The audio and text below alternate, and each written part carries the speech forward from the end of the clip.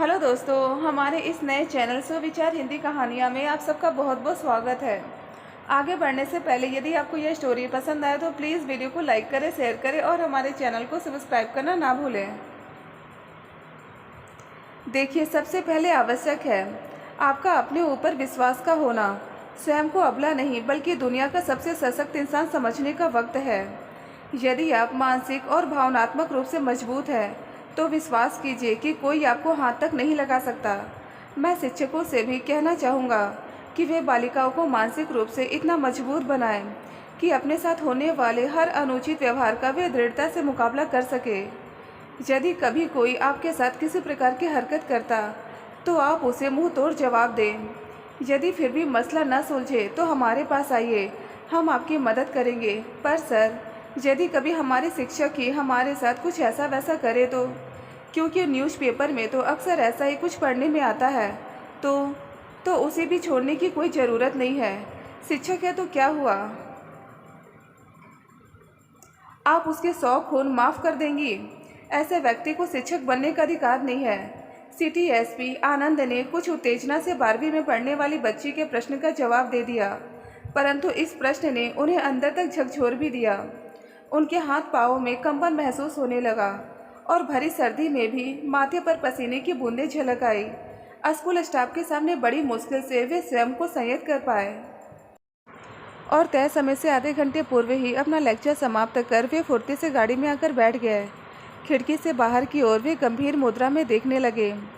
हमेशा जोश खरोश से भरे रहने वाले और खुशमिजाज एसपी साहब को जो शांत और गंभीर देखकर ड्राइवर उमेश कुछ डरे सहमे स्वर में बोला, सर, कहाँ चलना है? घर चलो, एसपी आनंद ने कहा। जैसे ही उनके बंगले के सामने गाड़ी रुकी, वे तेजी से चलते हुए अपने बेडरूम में पहुंचे और दरवाज़ा बंद करके अपने बेड पर निढाल से पड़ गए। यह तो अच्छा था कि पत्नी सालू अभी घर पर नहीं थी, वरना उनका यह हाल देखकर परेशान हो जाती। आज उनके विवाह को 3 वर्ष और नौकरी को 5 वर्ष हो गए थे। वे 2 साल की बेटी के पिता भी थे। पत्नी सालू एक सरकारी कॉलेज में प्रोफेसर और बहुत ही सुलझी हुई महिला थी। वह घर बाहर और नाते रिश्तेदारों की जिम्मेदारियां भली भांति निभा रही थी। कुल मिलाकर बड़ा ही खुशगवार जीवन जी रहे थे वे। कुछ समय पूर्व ही उज्जैन जिले में तबादला होकर वे आए थे। एक सरकारी स्कूल में आयोजित बालिका सुरक्षा सप्ताह के दौरान उन्हें मुख्य अतिथि के रूप में आमंत्रित किया गया था। वे बहुत खुशी खुशी आए थे, परंतु एक बालिका के प्रश्न ने उनके भूले साल सामने लाकर खड़ा किए थे। उस समय एमएससी करने के बाद वे अपने गांव से दूर छोटी बहन के साथ भोपाल में ही रहकर प्रतियोगी परीक्षाओं की तैयारी कर रहे थे। घर की माली हालत बहुत अच्छी नहीं थी, सो अपने खर्चे के लिए कुछ बच्चों को ट्यूशन भी पढ़ा दिया करते थे। एक दिन उनकी एक सहपाठी का फ़ोन आया, आनंद, मेरी आंटी की बेटी 11वीं में है जिसे मैथ से पढ़ाना है। अगर तेरे पास टाइम हो तो देख ले। हाँ हाँ ठीक है, मैं पढ़ा दूँगा। मेरे पास अभी एक भी ट्यूशन नहीं है। सहपाठी ने अपनी आंटी का पता और मोबाइल नंबर उन्हें भेज दिया। उनसे बातचीत होने के बाद अगले दिन से उन्होंने बड़ी लगन से उस बच्ची को पढ़ाना प्रारंभ भी कर दिया। बच्ची होनहार थी, माता पिता भी शिक्षित थे। कुल मिलाकर अच्छा संस्कारी परिवार था। आंटी अंकल दोनों ही उनसे बहुत स्नेह रखते थे। उनकी लगन और बच्ची की मेहनत ने असर दिखाना और बच्ची धीरे धीरे अपनी कक्षा में अच्छा प्रदर्शन करने लगी थी, जिससे आंटी अंकल दोनों ही उनसे बहुत खुश थे। आंटी अक्सर उनसे प्रतियोगी परीक्षा की तैयारियों के बारे में बातचीत करती रहती थी। उनसे बात करके उन्हें भी बहुत अच्छा लगता था, क्योंकि उनकी सकारात्मक बातें सुनकर वे स्वयं उत्साह से भर उठते थे। 1 वर्ष में ही उन्होंने अपना विश्वास सब पर भली भांति जमा लिया था। बच्ची की अब वार्षिक परीक्षाएं आने वाली थी, सो कोर्स पूरा करवाकर रिवीजन वर्क चल रहा था। इन दिनों पढ़ाने को तो कुछ खास नहीं होता था। वे बैठे बैठे पेपर या पत्रिकाएं पलटते रहते, बीच बीच में बच्ची के द्वारा पूछे गए प्रश्नों का उत्तर दे देते। कई बार उनका युवा मन बच्ची की ओर आकर्षित भी होने लगता, परंतु अगले ही पल अपनी बहकी भावनाओं पर भी काबू पा लेते। पर शायद बेरोजगारी व्यक्ति की विचारधारा, मानसिकता और सोचने समझने की शक्ति सभी का हरण कर लेती है। वे 2 वर्ष से बेरोजगार थे। उस दिन उनकी भावनाओं पर से उनका नियंत्रण ही मानो समाप्त हो गया। उस दिन आंटी अर्थात बच्ची की माँ की तबीयत खराब थी और डॉक्टर ने 6 बजे का टाइम दिया था। सो वे अंकल के साथ चली गई। उनके जाते ही उनकी अभी तक सुसुप्त भावनाएं मानो कुलांचे भरने लगी। उन्हें याद ही नहीं कि उन्होंने कब और कैसे बच्ची का हाथ जोर से पकड़कर अपने सीने से लगा लिया और आंखें बंद कर ली। उनकी चेतना कानों में पड़ी बच्ची की आवाज़ से लौटी। Sir, what are you doing? बच्ची इस अप्रत्याशित सी घटना से सहम गई थी। झटके से अपना हाथ छुड़ाकर वह कोने में जाकर खड़ी हो गई। बच्ची की आवाज़ सुनकर वे मानो सोते से जाग गए और सॉरी कहकर एक गिलास पानी पीकर अपना सर नीचा करके वापस घर की ओर चल दिए। क्षणिक आवेग ने उनका चरित्र, संस्कार और आत्मनियंत्रण सब तार-तार कर दिया। आत्मग्लानि से मन स्वयं के प्रति ही भी तृष्णा से भर उठा। पूरे रास्ते वे सिर झुकाकर चलते रहे, मानो सड़क पर चलने वाले हर शख्स की नजरें उन्हें घूर रही हो। जैसे वे घर में घुसे, उनके चेहरे का उड़ा रंग देखकर छोटी बहन बोली, क्या हुआ भैया, इतने घबराए हुए क्यों हो? नहीं, कुछ नहीं, तुम अपना काम करो, मैं छत पर हूँ, कहकर वे छत पर आ गए थे। छत पर खुली हवा में आकर लंबी सांस ली। मानसिक अंतर्द्वंद चरम पर था। कैसे अपना आपा खो दिया मैंने। यदि उन लोगों ने FIR लिखा दी तो मैं कहीं का नहीं रहूँगा। आजकल तो घूरने तक पर कड़ी सजा का प्रावधान है। मेरी तो जिंदगी ही बर्बाद हो जाएगी। यह सब सोचते सोचते वे बेचैन हो उठे। हालात जानने के लिए बच्ची की माँ को फ़ोन लगा दिया और बड़ी ही मासूमियत से बोले, आंटी, शुक्रवार को कितने बजे आना है? रोज के समय पर ही आ जाना बेटे। आंटी को उतने ही प्यार से बात करते देख वे आश्वस्त हो गए कि बच्ची ने आंटी को कुछ नहीं बताया है, क्योंकि चलते समय उन्होंने बच्ची से सॉरी बोलकर माँ को कुछ न बताने की विनती की थी। 2 दिनों तक जब उधर से कोई फ़ोन नहीं आया तो वे आश्वस्त हो गए कि मामला शांत हो गया है। तीसरे दिन सुबह सुबह जब वे नाश्ता करके उठे ही थे कि मोबाइल बज उठा। मोबाइल स्क्रीन पर आंटी का नाम देखते ही उनके हाथ कांप उठे। किसी तरह साहस करके उन्होंने हेलो बोला।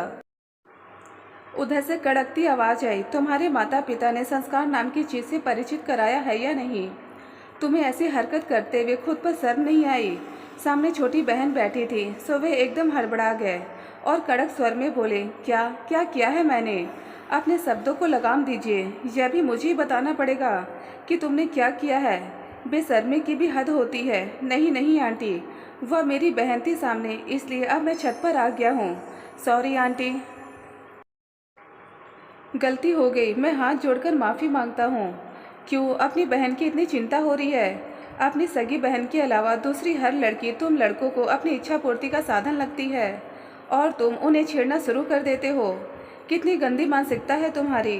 तुम्हारे जैसे आवारा कुछ नहीं कर सकती अपनी ज़िंदगी में। मैं अभी थाने जा रही हूँ तुम्हारी रिपोर्ट करने। तुम्हें तो मैं कहीं का नहीं छोड़ूंगी। आंटी के क्रोध से वे पूरी तरह घबरा गए और जब वे कुछ शांत हुई तो धीरे से अपना बचाव करते हुए वे बोले, आंटी, मैं आपके हाथ जोड़ता हूँ, आप जो चाहे सज़ा दे ले, आप ही बताइए। 2 वर्षों से मैं उसे पढ़ा रहा हूँ, कभी ऐसा नहीं हुआ। दरअसल आज उसने कुछ अलग अजीब से कपड़े पहने थे, सो मैं डिस्ट्रैक्ट हो गया था। क्या कहा? कपड़े ऐसे पहने थे? तुम्हारा दिमाग खराब हो गया है? अब क्या लड़कियाँ अपनी मर्जी से कपड़े भी नहीं पहन सकती? क्योंकि उन्हें देखकर लड़की अपने आप पर काबू नहीं रख पाते। खुद को काबू नहीं रख सकते हो तो सड़क पर नजरें नीचे करके चला करो या घर में बैठो, पर मेरी बेटी वही पहनेगी जो उसका दिल करेगा। क्या तुम्हारी बहन तुमसे पूछकर कपड़े पहनती है?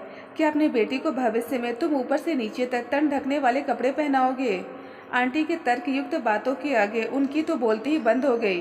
वे तभी आवाज़ में बोले, नहीं आंटी, ऐसी बात नहीं है।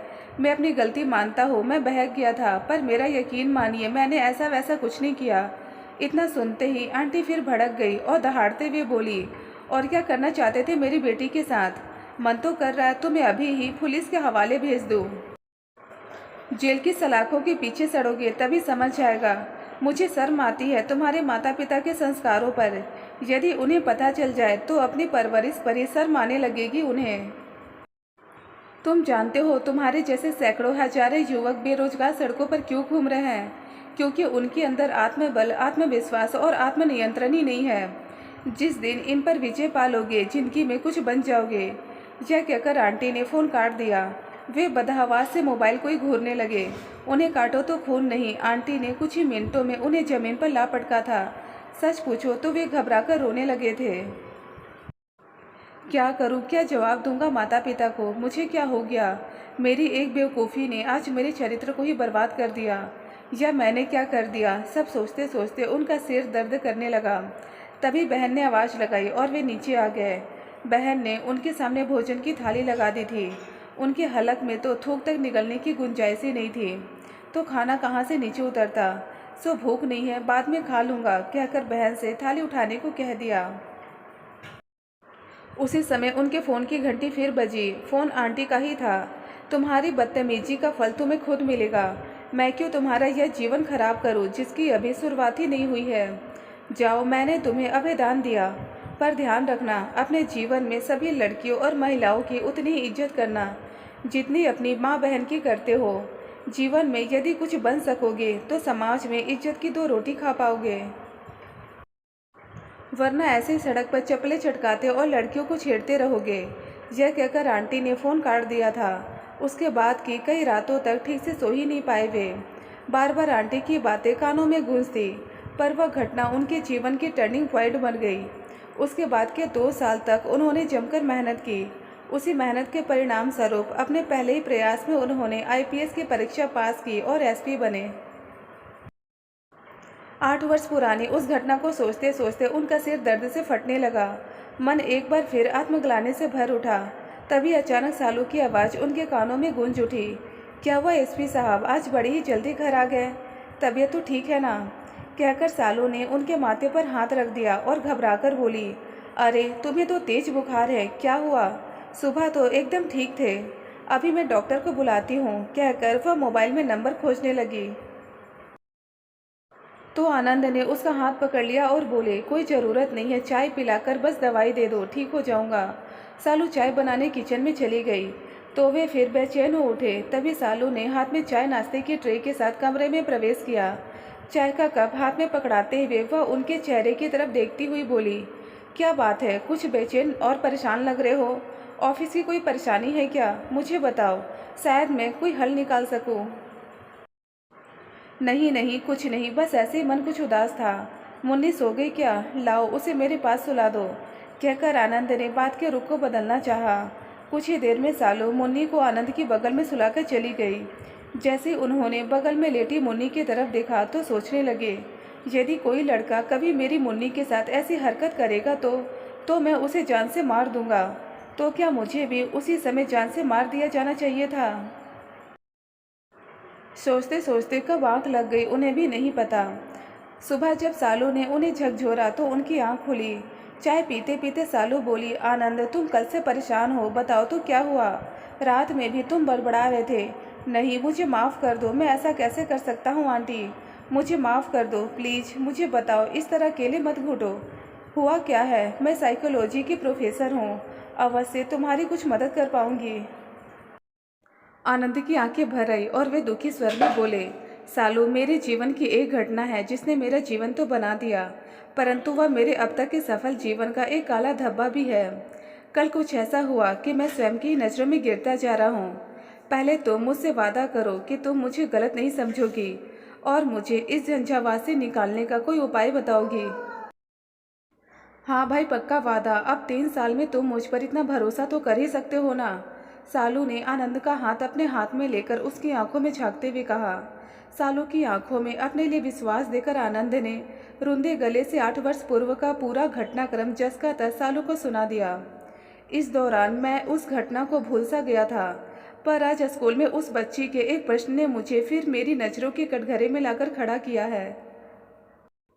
कहते हुए आनंद शांत होकर सालू के चेहरे के भाव पढ़ने का प्रयास करने लगे। आनंद, तुम्हें पता है हमारे समाज में हो रहे अपराधों का सबसे बड़ा कारण आज के युवा की बेरोजगारी है। घर और माता पिता की जिम्मेदारियों के बीच में जब एक युवाओं का अथक प्रयास के बाद भी नौकरी प्राप्त नहीं कर पाता या आर्थिक जिम्मेदारियों को उठाने के लायक नहीं हो पाता, तो वह स्वयं को असहाय सा महसूस करने लगता है। और जब यह काफ़ी समय तक होता है तो वह युवा अवसाद से घिरने लग जाता है और उसकी यह फ्रस्ट्रेशन ही उसे गलत दिशा में मोड़ देती है। मैं तुम्हारे इस व्यवहार को सही तो नहीं कह सकती, क्योंकि आप कितने परेशान क्यों ना हो, गलत मार्ग को अपनाकर स्वयं पर से नियंत्रण खो देना तो सरासर ही गलत है। पर हाँ, अपनी गलती की स्वीकारोक्ति ही व्यक्ति की सबसे बड़ी सजा होती है। वह तुम्हारा सेल्फ रियलाइजेशन ही था जिसके परिणाम स्वरूप तुम आज एक आला दर्जे के अधिकारी बन पाए हो। हाँ, तुम्हें जो आत्मग्लानि है उससे निकलने का एकमात्र रास्ता है कि तुम जाकर उस आंटी से मिलकर माफ़ी मांग लो और उन्हें बताओ कि उस दिन उनके द्वारा तुम्हें दिया गया अभयदान बेकार नहीं गया। हाँ, तुम सही कह रही हो, मैं जब तक उनसे मिलूंगा नहीं चैन से सो नहीं पाऊंगा, कहकर आनंद अपनी पुरानी डायरी में आंटी का मोबाइल नंबर ढूंढने लगे। उज्जैन से भोपाल की दूरी ही कितनी थी, सो रविवार के दिन वे भोपाल के अरेरा कॉलोनी में थे। ना जाने वे मुझे माफ़ करेंगी भी या नहीं, क्या प्रतिक्रिया होगी उनकी मुझे देखकर, पता नहीं उन्हें मैं याद भी होऊंगा या नहीं। परंतु जब तक मैं उनसे मिलकर अपने दिल का हाल कहकर माफ़ी मांग नहीं लेता, मेरा प्रायश्चित ही नहीं हो पाएगा और मैं ताउम्र तिल तिल करके मरता रहूँगा। एक बार मिलना तो होगा ही, शायद वे मुझे माफ़ कर सके। सोचते सोचते वे कब अरेरा कॉलोनी के E7 के कमायनी परिसर में एक HIG मकान के सामने आकर खड़े हो गए। उन्हें पता ही न चला। उन्होंने धड़कते दिल से घंटी बजाई। दरवाज़ा आंटी ने ही खोला। आनंद ने झुककर उनके पैर छू लिए। वे बोली, अरे कौन हो भाई, मैं पहचान नहीं पा रही हूँ। आंटी, मैं आनंद। ओहो आनंद, कुछ बन पाई है आज भी? आंटी अपनी याददाश्त पर कुछ जोर डालते हुए बोली, आंटी मैं IPS हो गया हूँ, पर यकीन मानिए कि आज मैं जो कुछ भी हूँ आपके कारण हो। पर 8 वर्ष पुरानी उस घटना के लिए मैं आज भी क्षमा प्रार्थी हूँ।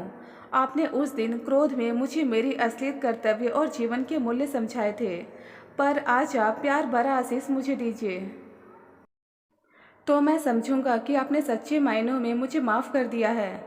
Well done, well done. उस दिन तुम्हारी आत्मग्लानि देखकर मुझे समझ आ गया था कि तुम बहक गए हो। तुम्हें माफ़ करके मैंने तुम्हें तुम्हारे हाल पे छोड़ दिया था कि यदि तुम्हें अपने ऊपर विश्वास में पछतावा होगा तो अवश्य जीवन में कुछ बन सकोगे। दरअसल कभी कभी सजा से अधिक माफ़ करना आवश्यक होता है, क्योंकि हर अपराधी को सजा से नहीं सुधारा जा सकता और न ही हर एक को माफ़ी से। उस समय मैंने वही किया जो मुझे ठीक लगा। मेरा आशीर्वाद सदा तुम्हारे साथ है। खूब उन्नति करो, पर महिलाओं का सम्मान करना कभी मत छोड़ना, कहकर आंटी ने खुश होकर उनके ऊपर अपना वरदहस्त रख दिया।